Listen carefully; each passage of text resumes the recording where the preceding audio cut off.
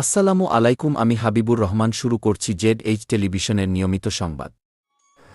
স্বাধীন সার্বভৌমত্ব বাংলাদেশ রক্ষায় বাংলাদেশ জাতীয়তাবাদী দলকে ভোট দিয়ে নির্বাচিত সরকার গঠন করতে হবে।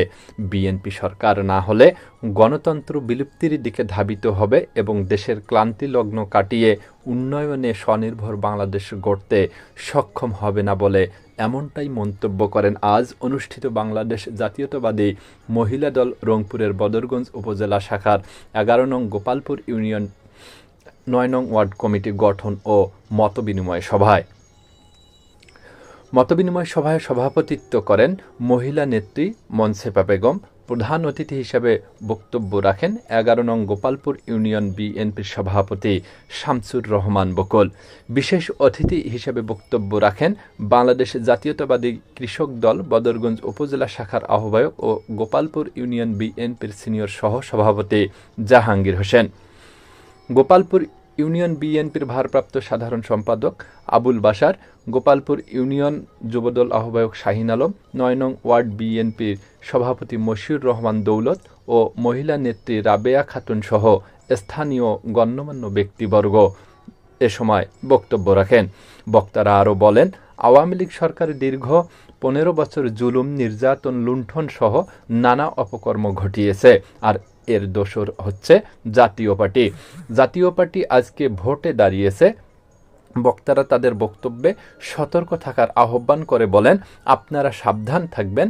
দেশের ক্লান্তি লগ্নে ও উন্নয়নের স্বার্থে বাংলাদেশ জাতীয়তাবাদী দলকে আপনারা প্রত্যক্ষ ভোট দিয়ে রাষ্ট্র ক্ষমতায় আনতে হবে, নইলে গণতন্ত্র রক্ষা কোনো ক্রমেই সম্ভব হবে না। কঠিন অবস্থা আমরা বুঝতেছি না, করে খাইতেছি, এই জন্য বুঝি না। কিন্তু দেশের উন্নয়ন বলতে কোনো কিছুই নাই। উন্নয়নের দরকার, দেশের মানুষের দরকার। আপনাদের কাছে অনুরোধ করব, আগামীতে এই দেশটাকে রক্ষা করতে গেলে বিএনপির বিকল্প নাই, ধানের শীষের বিকল্প নাই, তারেক জিয়ার বিকল্প নাই। যে দলটা লালিত পালিত হয়ে এই ফ্যাসিস্ট সরকারের সাথে ঐক্যবদ্ধ হয়ে, অর্থাৎ জাতীয় পার্টি আজকে কিন্তু ভোটের জন্য আপনাদের মাঝে আসতে পারে এবং লাঙ্গল প্রতীক নিয়ে আসতে পারে, তারা কিন্তু এই দেশটা ধ্বংস করে দিয়েছে। তাদের কারণে আজকে যে এই জুলাইয়ে যে 1500 মানুষ হত্যা হয়ে গেল, ছাত্র জনগণ আমাদের শহীদ হয়ে গেল, তার দায়ভার কিন্তু জাতীয় পার্টি এড়াতে পারে না। দালালি না করতো, তারা যদি সেই সময় ভোট বর্জন করতো, তাহলে কি এদেশে আর ভোট হতো? আওয়ামী লীগ ভোট করতে পারতো না।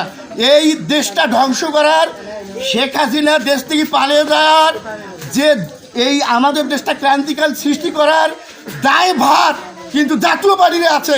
অতএব আমরা জাতীয় পার্টিকেও ভোট দেব না।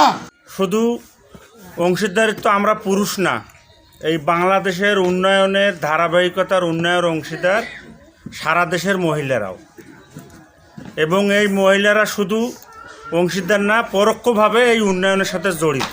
নিসারউদ্দিন Ahmed, news desk, ZH television.